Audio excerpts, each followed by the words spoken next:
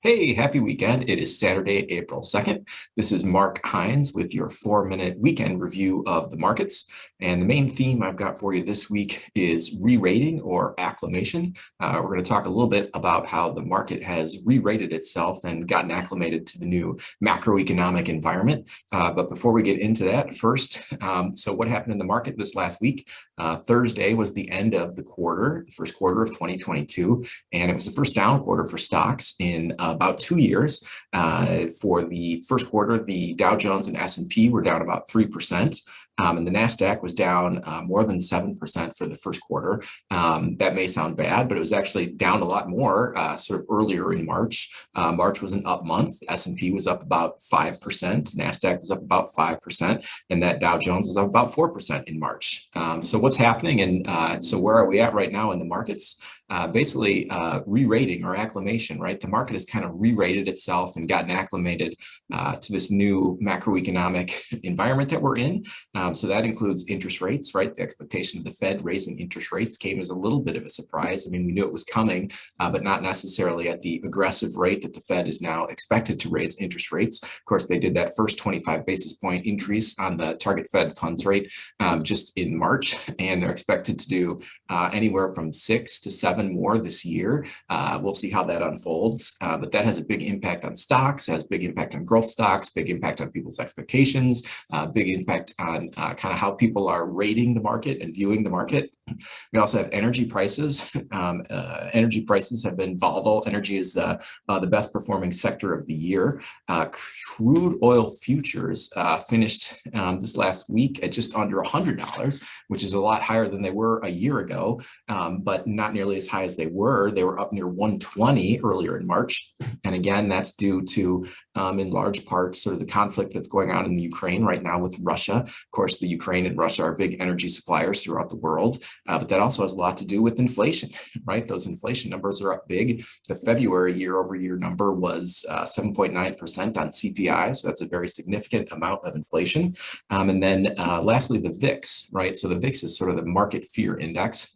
The VIX was at its highest sort of early in March. Again, it was up around 36 plus. It's since come down. It's now under 20 as the market has again re-rated itself and sort of gotten comfortable or acclimated to this new macroeconomic regime. So where are we at? The S&P 500 forward PE ratio is around 20, just a little bit over 20. And this is down dramatically. In early 2021, it was up almost at 40. So that's back when sort of the pandemic trade was sort of in full force a year ago, a little over a year ago now, before it started to unwind. S&P 500 dividend yield about 1.38. That's not a lot. It's down over the last year. The Dow Jones, not too much better, yielding just over 2%. And then if you are an income-focused investor that doesn't like a lot of uncertainty, sort of that Dow Jones Utilities Index dividend yield is almost 4% now, up. It was just over 3% a year ago. So for the dividend people, Dow Jones Utilities Index yield is up at almost 4%. And then lastly, I want to talk about large cap growth, right? Because large cap growth has gotten impacted pretty significantly by this sort of re-rating of the market. You know, as the pandemic trade unwinds and continues to unwind and seems to be pretty close to fully unwound at this point, again, those stocks got impacted a lot by people returning to work, as well as interest rates going a lot higher. So I want to take a minute and show you here sort of a table of some of these high growth stocks and how they've been performing. So if you see my screen here right now, what we're looking at, these are large cap growth stocks with high sales growth or high expected revenue growth. You can see sort of in this first column here, the performance of a lot of names that you probably know: Shopify, Snowflake, C Limited, a lot of these sort of popular names, Trade Desk, Zscaler, right? And the returns have been very, very negative. But if you look over here in the 5-day column, we see a little bit of a change here. They've been picking up. That's consistent with what we've been seeing in the market. Some of these high growth names still sit pretty close to the low end of their 52-week range, as you view down this column. Price to sales ratios, a lot of sort of traditional fundamental old school blue chip investors might gasp when they see these high price to sales ratios, but they're a lot lower than they were, and they're really not that high at all for some of them relative to the growth rates that they have. You can see here in the sales growth current rate versus and sales growth this year and next year, these are some extraordinarily high growth rates on these stocks, and a lot of them are these large cap companies, which is really impressive to have that kind of growth. And again, these valuation metrics have come down significantly over the last year. So a couple of names on this list that might be worth mentioning. First is Shopify. Shopify, I kind of view it as the anti-Amazon, right? Shopify basically helps small businesses kind of get off the ground with all the logistics from storefronts to shipping, to helping with payment processing. Shopify really lets small businesses, branded businesses kind of grow themselves and gives them the infrastructure to do that.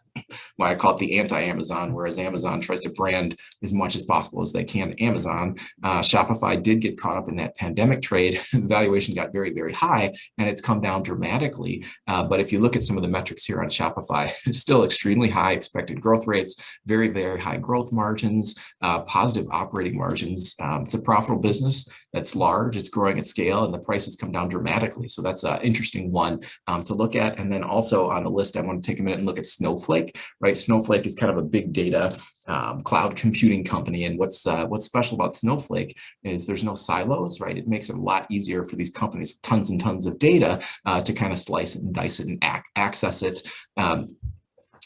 To help them get useful meaning out of all this data that they have captured.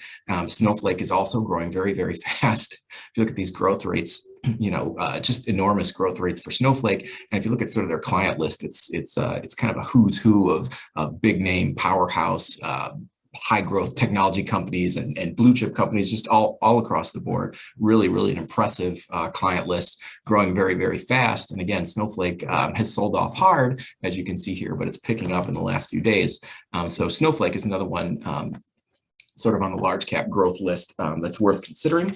As far as the week ahead, what can we expect in the week ahead? So a couple things. On Wednesday, we're going to get the Fed minutes. And then on Thursday, we have jobless claims coming out. And then what I'm really interested in, not this week, but the following week, we're going to get the inflation number, the CPI. Again, that CPI has been really high. I expect it to be somewhat transitory. My definition of transitory is, it's going to pass here. It's going to come down. We're not going to go back to the prices we were at, but we're not going to continue to have these, 7.5%, 7.9% year over year CPI numbers. It's going to come down. The market has been re-rated. A lot of that was driven by the pandemic. So I'll just kind of leave you this week with the theme, right? The market has re-rated itself, right? It's gotten acclimated to this new macroeconomic regime in terms of, higher interest rates, in terms of what has been going on with inflation, in terms of the pandemic trade unwinding, in terms of higher oil prices, energy prices. The VIX has now come down, right? Again, that market fear index, the level of fear has come down in the market. And so sort of the moral of the story is, don't let this re-rating take you off your game, right? Don't let it make you lose sight of your long-term strategy. A lot of people make costly mistakes when the market gets volatile and when it kind of shifts direction a little bit and when it re-rates to sort of new macroeconomic conditions. So I'll just leave you with the same thing I leave you with often is that just remember that disciplined, goal-focused, long-term investing, it's been a winning strategy over and over again throughout history. I believe it's going to be a winning strategy again this time too. So that is it for me this week. Thank you very much, and I will see you next week.